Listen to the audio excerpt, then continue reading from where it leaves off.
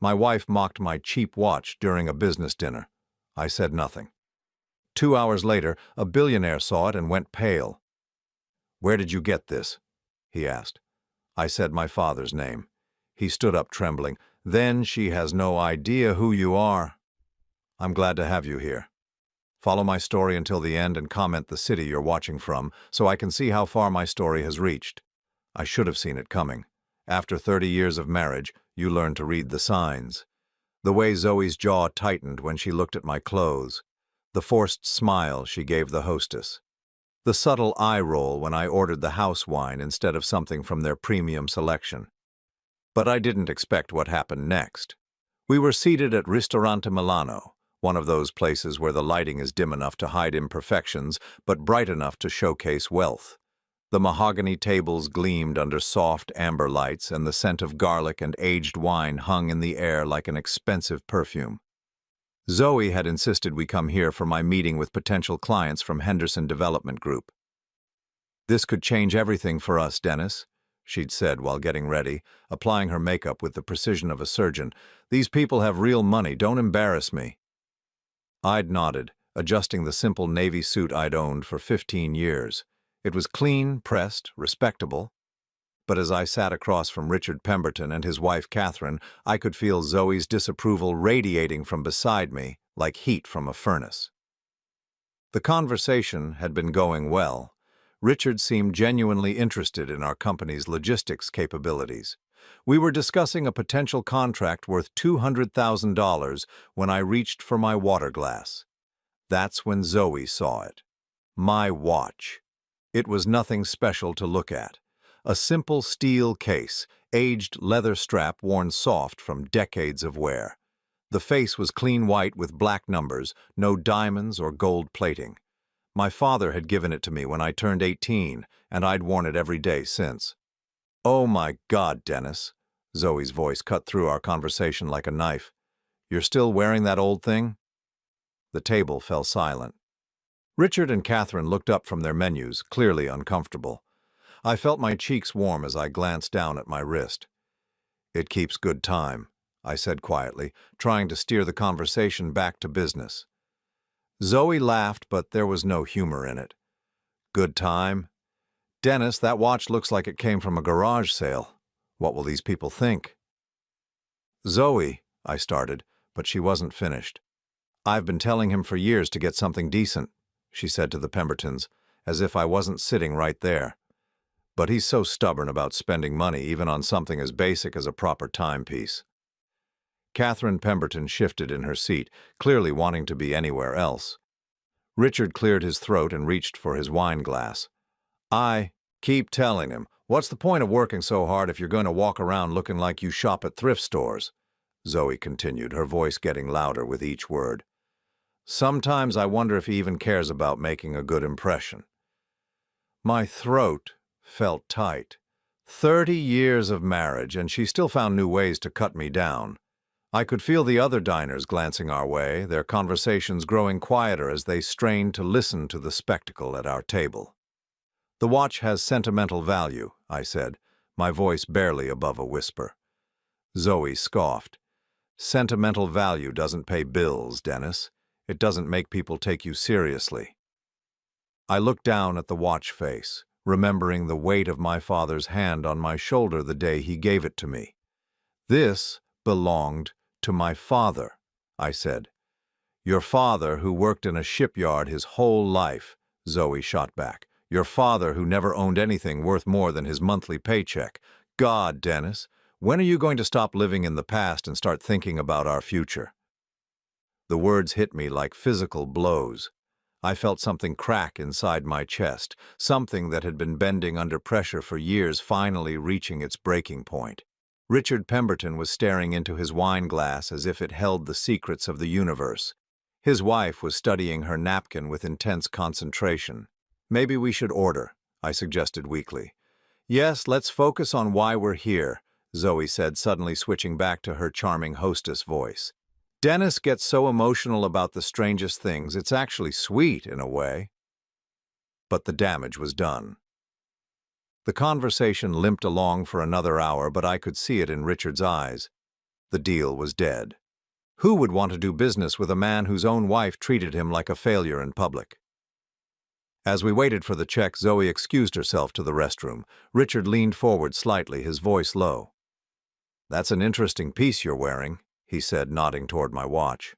I looked down at it, surprised. "Thank you, it's not worth much." "May I?" he asked, gesturing toward my wrist. Confused, I unbuckled the strap and handed it over. Richard held it carefully, turning it over in his hands. His expression changed as he examined the case back. His eyes widened slightly, and I saw his hand tremble almost imperceptibly. "Where did you get this?" he asked, his voice strange. "It was my father's," I said. "He gave it to me when I graduated high school." Richard continued staring at the watch, his breathing shallow. "What was your father's name?" "William Morrison," I replied, confused by the intensity in his voice. Richard went completely still. For a moment I thought he might faint. He looked up at me, then back down at the watch, then up at me again. "Morrison," he whispered. Zoe returned to the table, her lipstick freshly applied, chattering about dessert. She stopped mid-sentence when she saw Richard holding my watch. "I hope Dennis isn't boring you with stories about that old thing," she said with a forced laugh.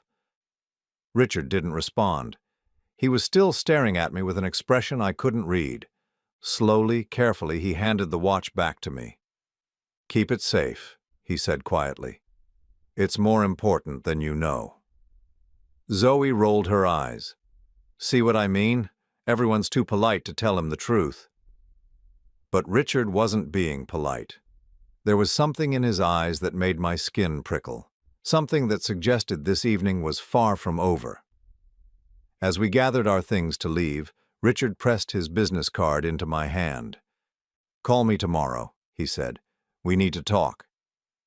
Walking to the car, Zoe was already dissecting every moment of the dinner, cataloging my failures like items on a shopping list.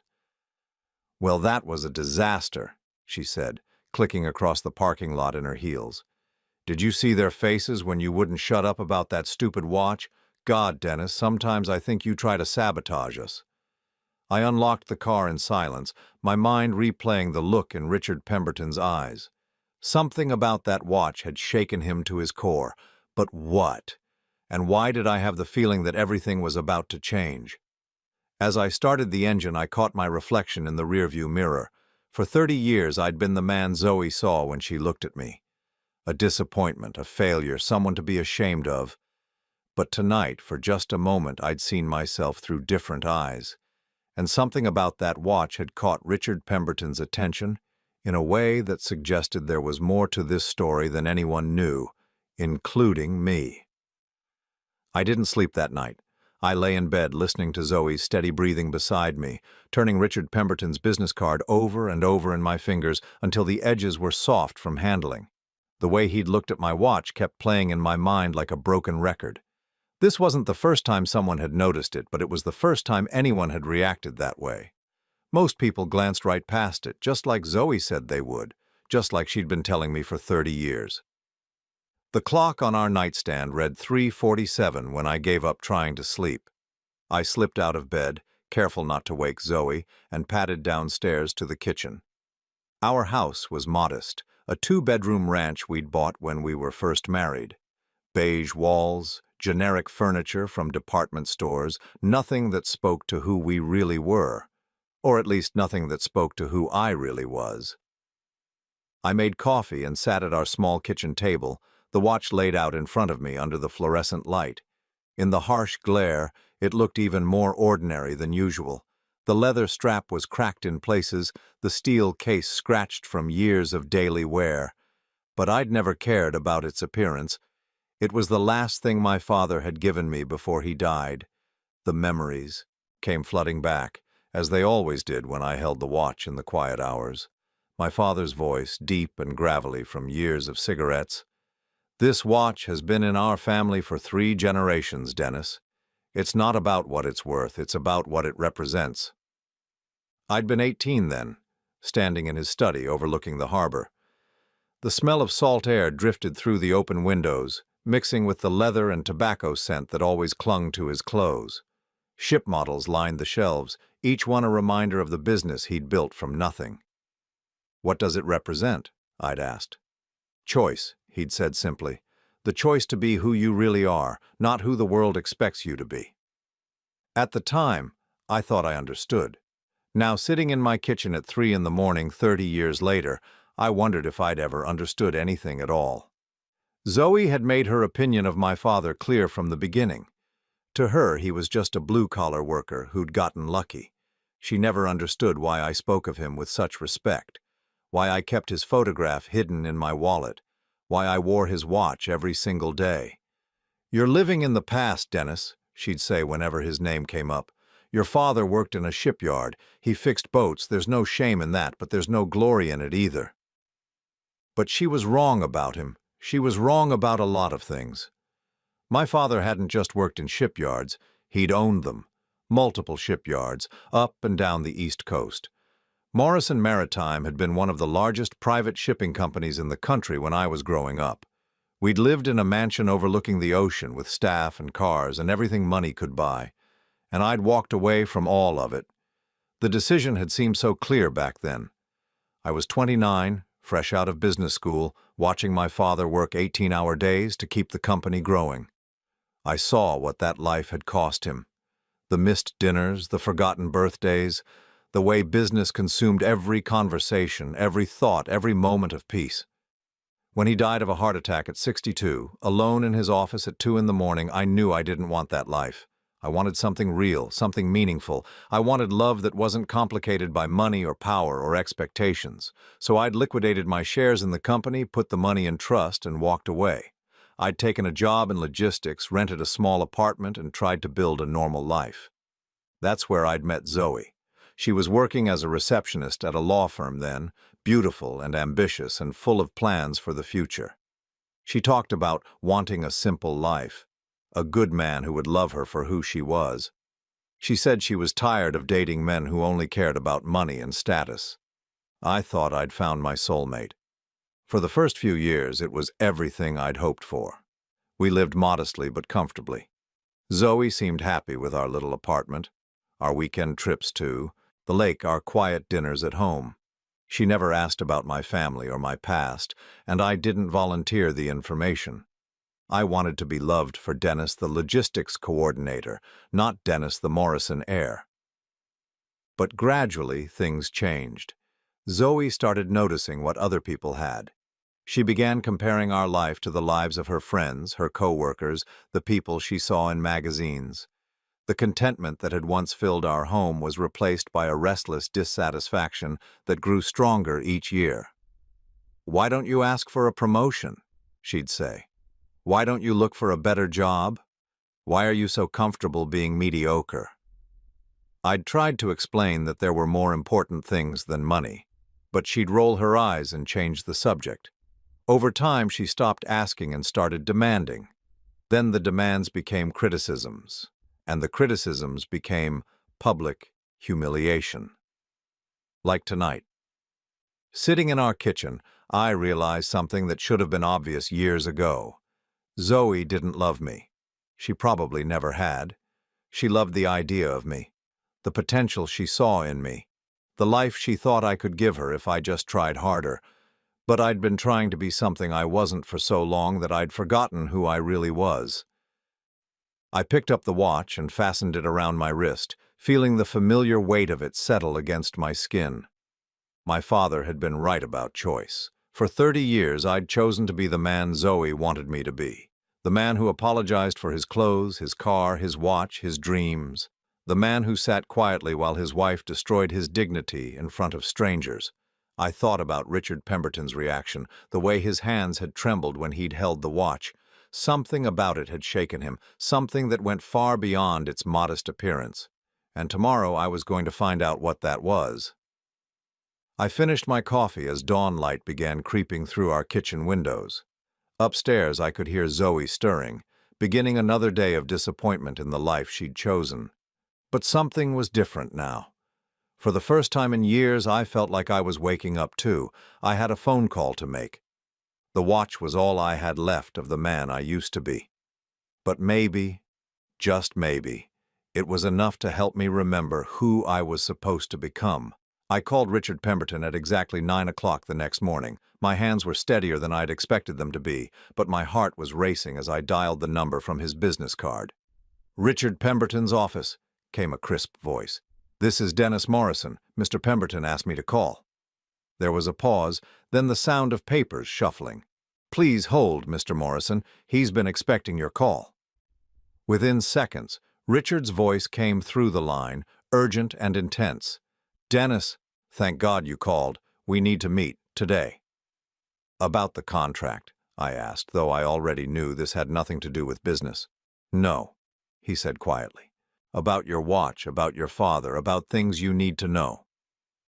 2 hours later, I sat across from Richard in his private office on the 42nd floor of the Pemberton building. Through floor-to-ceiling windows, the city stretched out below us like a living map. His office was larger than my entire house, decorated with original paintings and furniture that probably cost more than I made in a year. But Richard barely seemed to notice his surroundings. He sat forward in his chair, his hands clasped tightly together, studying my face as if he were trying to solve a puzzle. "I need to ask you something," he said, "and I need you to think carefully before you answer. When your father gave you that watch, did he tell you anything about it? Anything about where it came from?" I shifted uncomfortably. "He said it had been in our family for 3 generations. "What else?" "That it was about choice, about being who you really are." Richard nodded slowly. "Did he ever mention the Morrison Maritime Corporation?" My throat went dry. I hadn't heard that name spoken aloud in over 20 years. "How do you know about that?" Richard's expression grew grave. "Because your father saved my life, and my company, and my family's entire future." The room felt like it was tilting. "I'm sorry, what?" Richard stood up and walked to a wall safe hidden behind a painting. With shaking hands, he withdrew a small wooden box and set it on his desk. Inside, nestled in black velvet, was a watch identical to mine. 1987, he said softly. I was 28 years old, fresh out of Harvard Business School, full of big ideas and bigger debts. My father had left me a small shipping company that was bleeding money faster than I could count it. I was 6 weeks away from bankruptcy when your father called me. I stared at the watch in the box, my mind reeling. My father called you? William Morrison didn't just own Morrison Maritime, Richard continued. He was the most respected man in the shipping industry. When smaller companies were failing, he'd step in, not to buy them out or absorb them, but to help them succeed. He saw potential where others saw problems. Richard picked up his watch, holding it carefully. He gave me a loan of $5 million. No collateral required except my word. He said if I was serious about building something lasting, I needed to prove it to myself first. $5 million, I whispered. The terms were simple. Pay it back when I could, with minimal interest, but there was one condition. Richard's voice grew thick with emotion. I had to accept this watch. He said it was a reminder that some things matter more than money, that trust once given was sacred. My hand moved instinctively to my wrist, feeling the familiar weight of my father's watch. You paid him back? Every penny, plus interest. It took me 15 years, but I paid every cent. By then, Pemberton Development had become what it is today. He gestured to the opulent office around us. Your father made all of this possible. The room was spinning now. All these years, I'd thought my father was just a successful businessman. I'd never known about the loans, the help he'd given to struggling companies, the lives he'd changed. There's more, Richard said quietly. The watch he gave you isn't just any timepiece. It's a 1943 Patek Philippe, commissioned specifically for your grandfather. There are only 12 like it in existence, all made for the original Morrison Maritime Board of Directors. I felt the blood drain from my face. How much is it worth? Conservatively? $75,000. But that's not why it matters. Richard leaned forward. Dennis, that watch is a symbol. It identifies you as William Morrison's heir. The man who walked away from one of the largest maritime fortunes on the East Coast. The words hit me like physical blows. How do you know I walked away? Richard smiled sadly. Because your father told me. He was proud of you for choosing your own path, but he was also worried. He said you'd given up everything to chase something real, something meaningful. He hoped you'd find it. And have I? The question slipped out before I could stop it. Richard's expression grew serious. That's not for me to say, but I will tell you this. Watching your wife humiliate you last night, seeing you sit there and take it, that's not the behavior of a man who's found what he was looking for. Shame burned in my chest. She doesn't know. About my family, about the money, I never told her. Why not? I thought about Zoe's criticism, her constant disappointment, her need for status and wealth. Because I wanted to be loved for who I am, not what I have. Richard was quiet for a long moment. And how's that working out for you? The question hung in the air between us like smoke. I thought about 30 years of apologizing for my clothes, my car, my ambitions. 30 years of being made to feel like I wasn't enough. Your father left everything in trust, Richard said gently.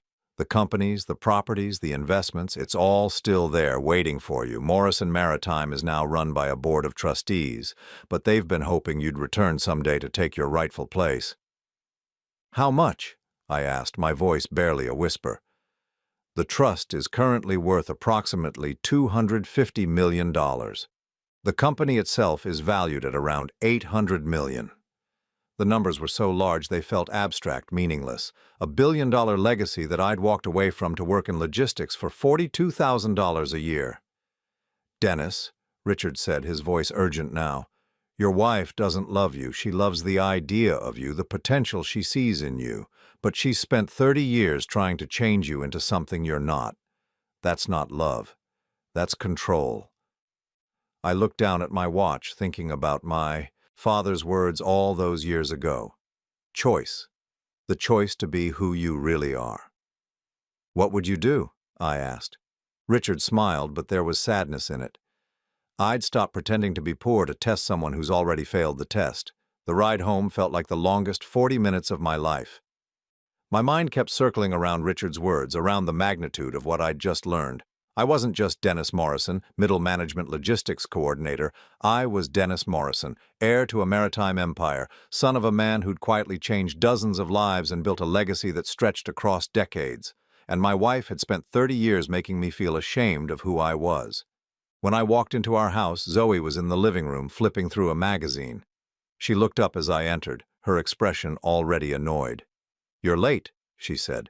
I made lunch reservations with Patricia and her husband. You need to shower and change. I stood in the doorway, looking at her, really looking at her for perhaps the first time in years. The way she held herself, the expensive clothes she wore despite our supposedly tight budget, the casual dismissal in her voice when she spoke to me. We need to talk, I said. She rolled her eyes. About what? If this is about last night, Dennis, I'm not apologizing for telling the truth. You can't keep walking around looking like you don't care about success. I know who Richard Pemberton is, I said quietly. Zoe's expression shifted slightly. So, he's some businessman. What does that matter?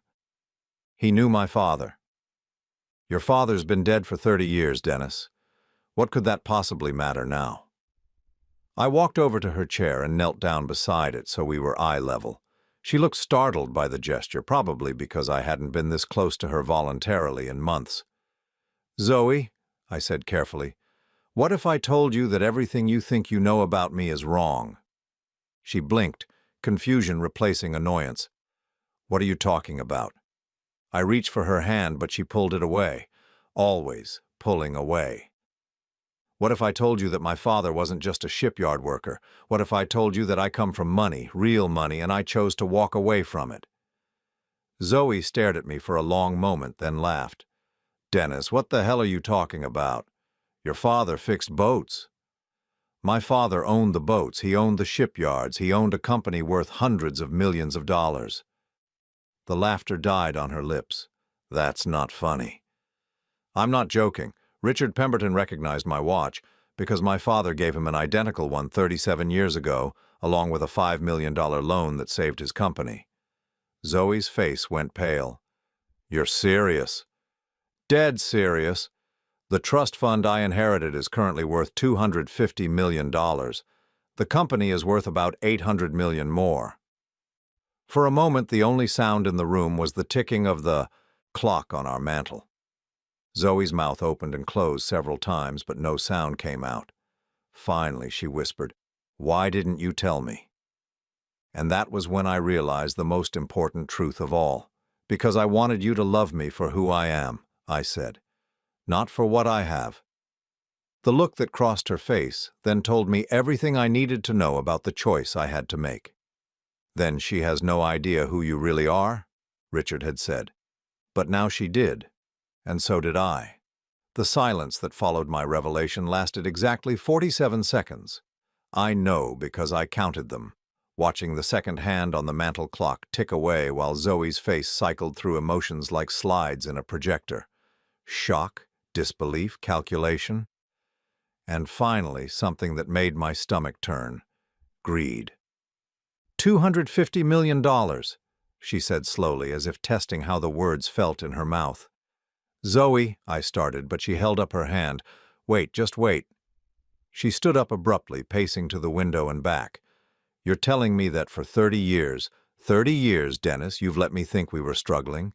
You've let me clip coupons and shop at discount stores and worry about the mortgage payment? I watched her pace, noting how quickly her shock had transformed into anger. Not grief for the years of deception. Not hurt that I hadn't trusted her. Anger that she'd been denied access to wealth. I wanted a real marriage, I said. Based on love, not money. She spun around, her eyes blazing. Real marriage? Dennis, I've spent 3 decades trying to motivate you to be better, to want more, to stop being so damn satisfied with mediocrity. And all this time you were sitting on a fortune? I was trying to build something authentic with you. Authentic? Her voice rose to a pitch I'd rarely heard. What's authentic about lying to your wife for 30 years? I felt the first stirrings of my own anger. What's authentic about spending 30 years making me feel like I'm not enough? About humiliating me in public? About treating me like I'm some kind of failure? Zoe stopped pacing. I was trying to help you succeed. No, I said, standing up. You were trying to mold me into someone else. Someone who would give you the life you thought you deserved. And what's wrong with wanting a better life? Nothing. But there's something very wrong with destroying your husband's self-worth because he can't give it to you. We stared at each other across our modest living room, the space between us feeling like a canyon. In the harsh afternoon light streaming through our windows, I could see every line on Zoe's face, every mark of the years we'd spent together. But looking at her now, I realized I barely recognized the woman I'd married. How much did you say the trust was worth? She asked quietly. And there it was. Not, how could you keep this from me? Or, why didn't you trust me? Just a question about numbers. It doesn't matter, I said. It doesn't matter? Her voice cracked with disbelief. Dennis, we could have had everything. A real house, real cars, vacations, nice clothes. We could have been somebody. We were somebody. We were husband and wife. Zoe laughed bitterly. Husband and wife? Living in this tiny house, driving cars that barely run, wearing clothes from department store sales. Do you have any idea how embarrassing it's been? The words hit me like a physical blow. Embarrassing? Yes, embarrassing. Watching other couples our age buying vacation homes while we debate whether we can afford dinner at a nice restaurant. Seeing my friends get jewelry for anniversaries while you give me flowers from the grocery store. I thought about the grocery store flowers, how I'd chosen them carefully each time, looking for the freshest blooms, the prettiest colors. How I'd thought they were romantic, personal, better than something expensive and impersonal. I thought the flowers were sweet, I said weakly. Sweet doesn't pay for a lifestyle, Dennis. I sat back down heavily, feeling decades older than my 61 years. What lifestyle? What kind of lifestyle requires you to humiliate your husband in front of strangers? Zoe's expression softened slightly, but not with remorse, with strategy. She came over and sat on the arm of my chair, her hand touching my shoulder.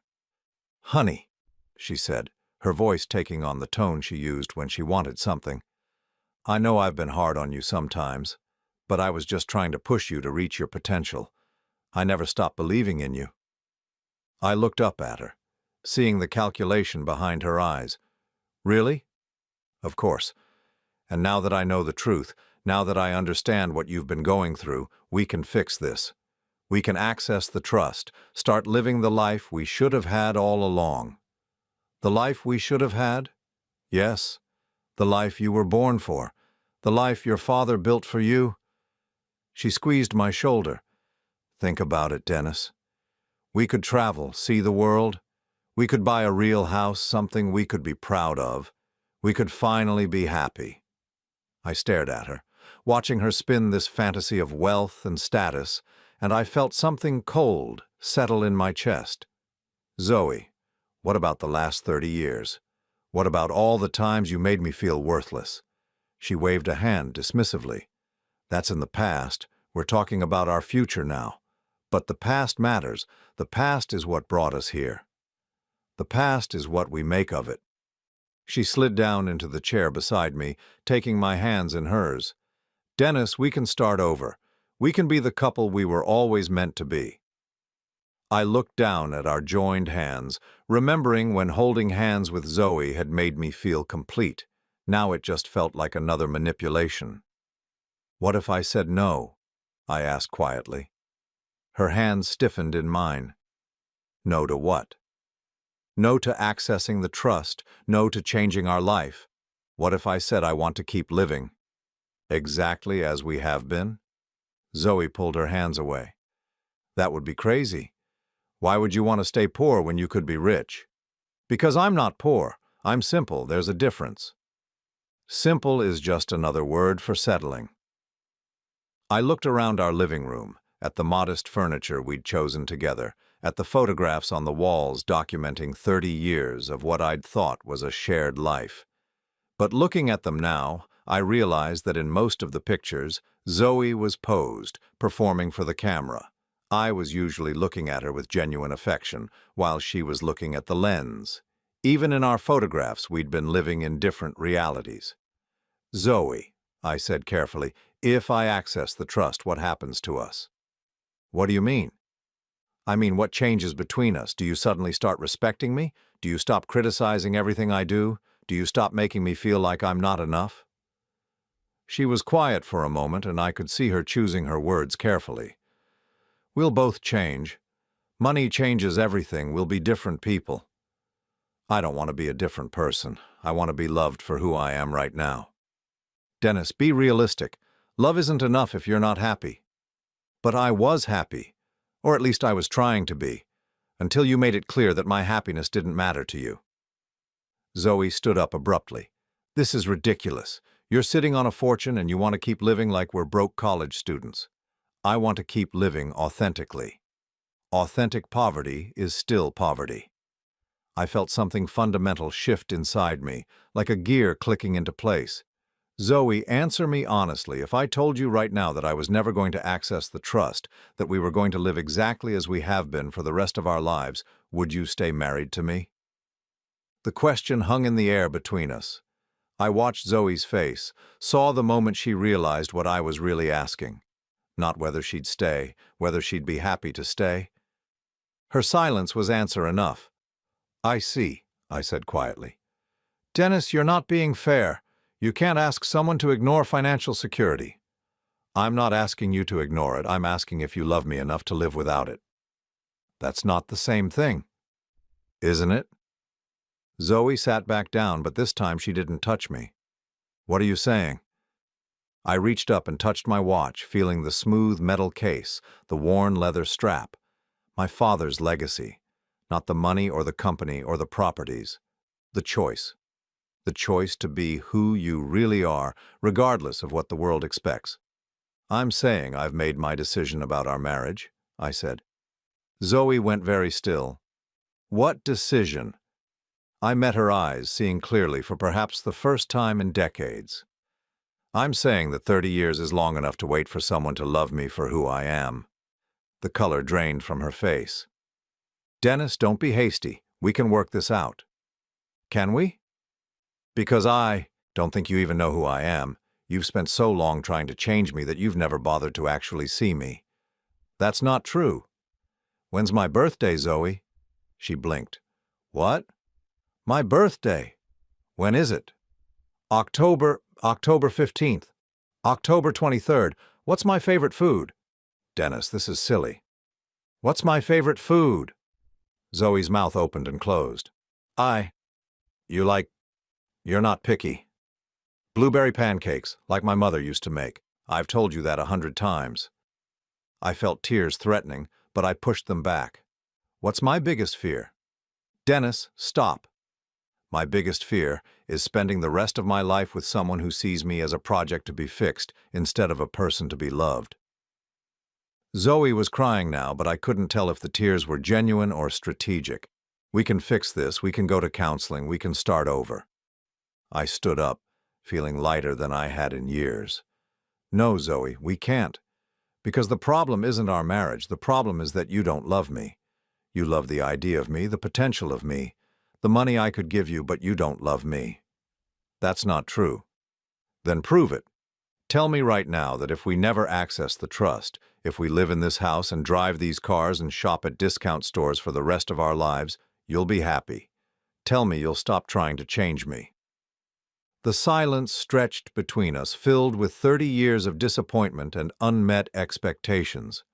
Finally, Zoe whispered, I can't. And just like that, it was over. I'd made my choice. Now I had to live with it. The next 3 days passed in a strange, hollow quiet. Zoe and I moved around each other like strangers sharing a hotel room, polite but distant. She'd wake up early and leave for work without saying goodbye. I'd come home to find dinner waiting on the counter, still warm but with no invitation to eat together. On the surface, it looked like we were giving each other space to think, but I knew what was really happening. Zoe was strategizing. I could see it in the way she watched me when she thought I wasn't looking, in the careful way she spoke when she did speak, testing different approaches like a salesperson trying to find the right pitch. She was waiting for me to come to my senses, to realize what I was giving up, to choose the money over my principles. She was waiting for me to prove that everyone has a price. The call from the lawyers came on Thursday morning. I was in my office, staring at spreadsheets that seemed meaningless now when my phone rang. Mr. Morrison, this is James Patterson from Patterson, Wells & Associates. I represent the Morrison Maritime Trust. My heart started pounding. How did you get this number? Mr. Pemberton contacted us. He said you might be ready to discuss your inheritance. I closed my eyes, leaning back in my chair. Richard had made the call I'd been avoiding for 25 years. I'm not sure I'm ready for that conversation, I said. Sir, if I may, the trust has been waiting for you for over 2 decades. The Board of Trustees has kept everything exactly as your father wished. Morrison Maritime is still operating under his principles, still helping smaller companies succeed. Your return would honor his legacy. Honor his legacy. The words stuck with me through the rest of the workday. When I got home, Zoe was waiting in the living room, dressed in the navy blue dress she wore to important occasions. Her makeup was perfect, her hair styled like she was going somewhere special. We need to talk, she said. I sat down across from her, noting that she'd positioned herself in the chair that caught the best light from our window. Even in our most serious conversations, Zoe was performing. I've been thinking, she began, her voice carefully modulated, about what you said the other day, about love and authenticity and all of that. I waited. You're right, she continued. I have been trying to change you, I admit that. But Dennis, I was only trying to help you reach your potential. My potential? According to who? According to anyone with eyes. You're brilliant, you're capable, you come from an incredible family legacy. Why shouldn't you embrace that? I studied her face, looking for genuine emotion beneath the careful presentation. Because embracing the legacy means abandoning the choice that made it meaningful in the first place. Zoe leaned forward, her expression earnest. But what if the choice was wrong? What if your father intended for you to come back eventually? He left that decision to me. Then make a different decision now. People change their minds. People grow. She reached for my hands, and this time I let her take them. Dennis, we could do so much good with that money. We could help people, support charities, make a real difference in the world. I looked down at our joined hands, feeling the softness of her skin, remembering when her touch had meant everything to me. What charities, Zoe? She blinked. What? What charities would you want to support? What causes matter to you? I watched her scramble for an answer, saw the moment she realized she'd been caught in another performance. Well, there are so many important causes. Children, education, the environment. Which children? Which schools? What aspect of the environment? I pulled my hands away gently. Zoe, you can't even name a single cause you care about beyond your own comfort. Her mask slipped for just a moment, revealing the frustration underneath. Fine. Yes, I want a better life. Is that so wrong? Is it wrong to want nice things, to want security, to want to feel proud of what we've accomplished? No, I said quietly. But it's wrong to build that life by tearing down your partner. I never tore you down. Last Monday night, you called me embarrassing in front of strangers. You've spent 30 years making me apologize for who I am. Zoe's voice rose slightly. I was trying to motivate you. To become someone else. To become the best version of yourself. According to your definition of best. We stared at each other across the coffee table, the weight of 3 decades pressing down between us. I could see Zoe calculating, trying to find the right words to turn this conversation in her favor. Dennis, she said finally, her voice softer now, almost vulnerable. I love you. I've loved you for 30 years. Yes, I've made mistakes, but every marriage has problems. We can work through this. Do you love me? I asked. Of course I do. Then answer me this. If I choose to access the trust, will you love me more? The question caught her off guard. I saw her eyes widen slightly, saw her mouth open and close as she searched for the right answer. That's not fair, she said finally. It's the only question that matters. Love isn't quantifiable, Dennis. It's not like there's a meter that goes up and down. Isn't there? I stood up, walking to our mantel where our wedding photo sat in a silver frame. We looked so young, so hopeful, so completely unaware of what we were promising each other. Because for 30 years it's felt like your love for me was directly tied to your satisfaction with our lifestyle. That's not true. I turned back to her. Then why did you never ask about my family? In 30 years of marriage, why did you never wonder why I never talked about my childhood, my father's work, my inheritance? Zoe was quiet for a long moment. I thought you were ashamed of your background. I was protecting it. There's a difference. Protecting it from what? From someone who might love it more than they love me. The words hung in the air between us like smoke. I watched Zoe's face cycle through emotions, landing finally on something that looked like genuine hurt. Is that really what you think of me? She whispered. I sat back down, suddenly exhausted. Zoe, I think you're a good person who got lost somewhere along the way. I think you married me believing you could be happy with a simple life, and when that turned out to be harder than you expected, you decided the problem was me. Maybe the problem was both of us. Maybe. But I'm not willing to spend the rest of my life feeling like I'm not enough. Zoe was crying now, real tears that smeared her carefully applied mascara. So what are you saying? I reached into my pocket and pulled out the business card James Patterson had given me over the phone. I'm saying I called the trust lawyers today. Her breath caught. And I told them I want to access my inheritance. For a moment, hope flared in her eyes, bright and desperate. Dennis, that's wonderful. I'm accessing it, I continued, so I can afford to give you everything you deserve in our divorce. The hope died as quickly as it had appeared. Divorce? I'm going to make sure you're taken care of, Zoe. You'll get the house, a generous settlement, enough money to live comfortably for the rest of your life. But I'm not going to spend another day pretending that financial security can fix what's broken between us. She was shaking now, her hands trembling as she wiped at her eyes. Dennis, please, we can make this work. I can change. I don't want you to change. I want you to be honest about who you are and what you want. What I want is you. No, I said gently. What you want is the life you think I can give you. There's a difference. Zoe looked around our living room as if seeing it for the first time. This house, this life, it was never enough for me. I know. I kept thinking if I could just push you a little harder, motivate you a little more, you could change me into someone else. She nodded, fresh tears spilling over. I'm sorry, Dennis. I really am sorry. I know you are. But sorry doesn't undo 30 years. We sat in silence for a while, the evening light fading through our windows. Finally, Zoe spoke. What happens now?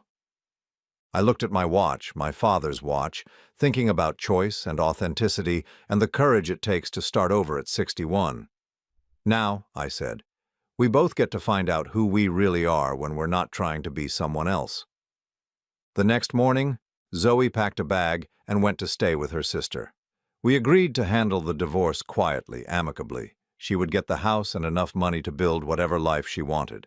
I would return to Morrison Maritime, not to reclaim an empire, but to honor my father's memory by continuing his work of helping others succeed. As I watched her car pull out of our driveway for the last time, I felt something I hadn't experienced in years. Relief. Choose the life you've always despised, I thought, or lose everything. But as it turned out, losing everything was exactly what I needed to find myself. 6 months later, I stood in my father's old office, looking out at the harbor where Morrison Maritime had begun 79 years ago.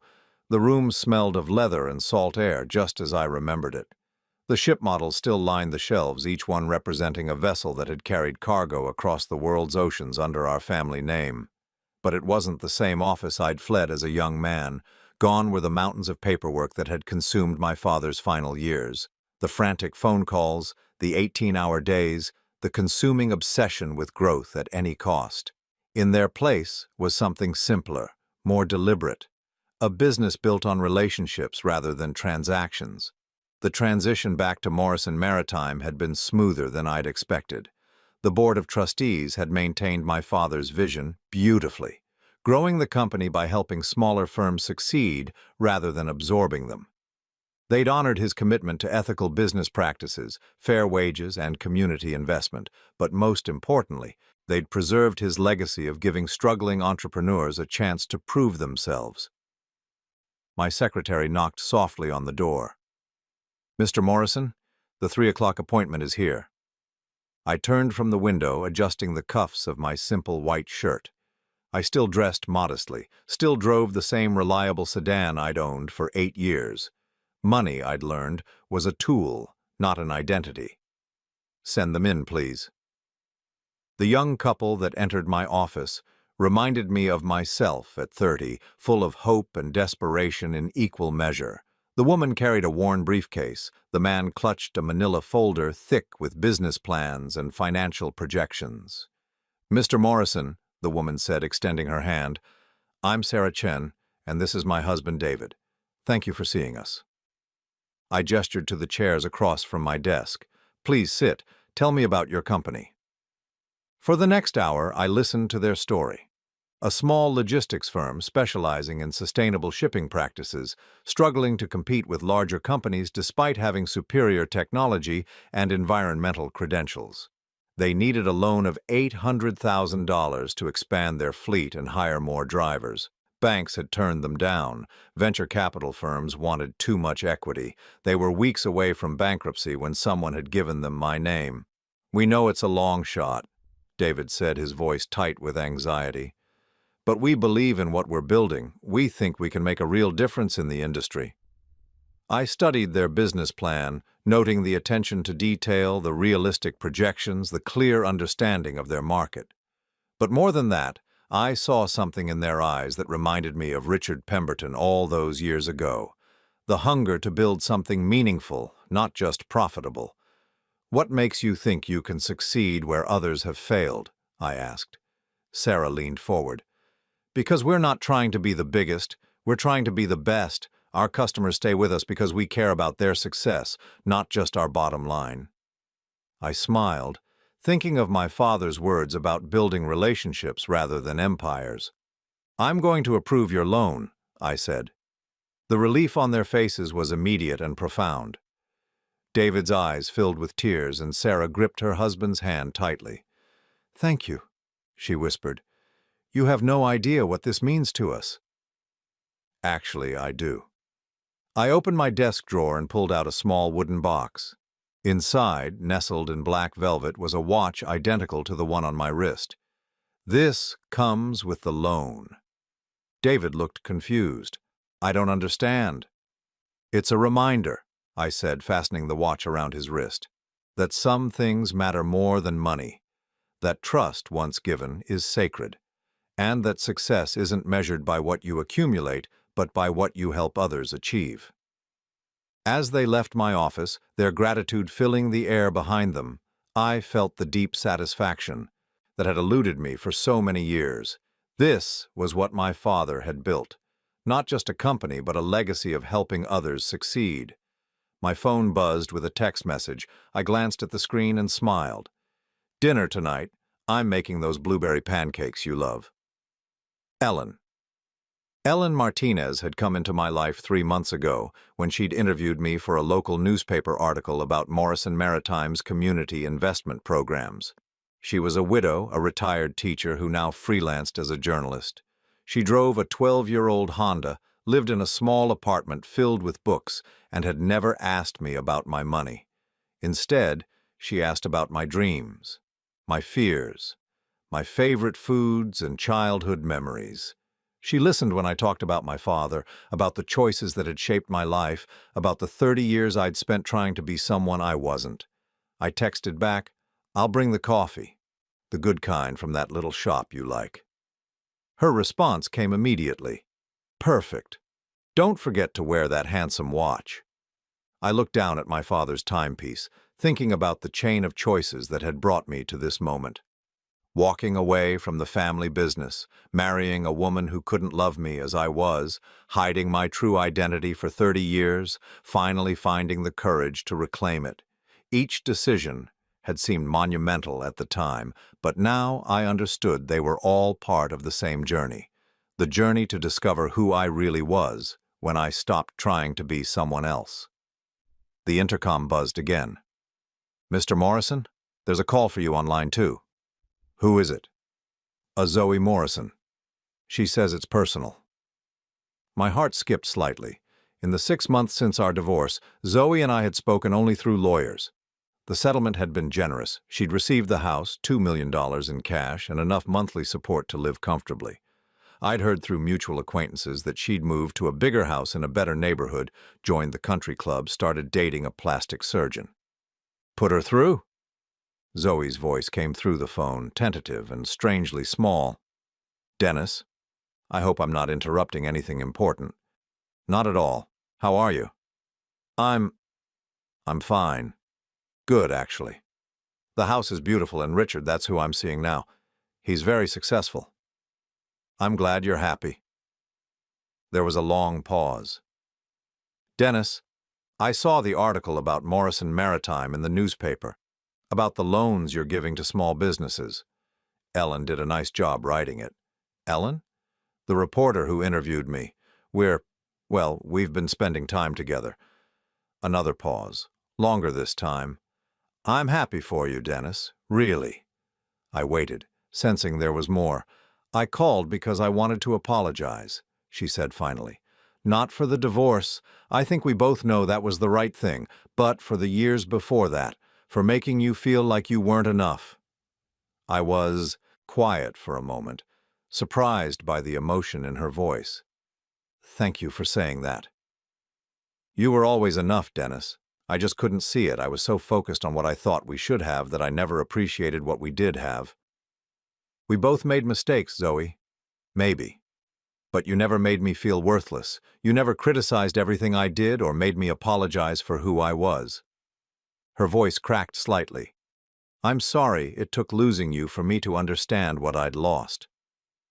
I looked out at the harbor, watching a cargo ship make its way slowly toward the port. "Are you happy now? Really happy?" "I'm comfortable. Richard gives me everything I thought I wanted.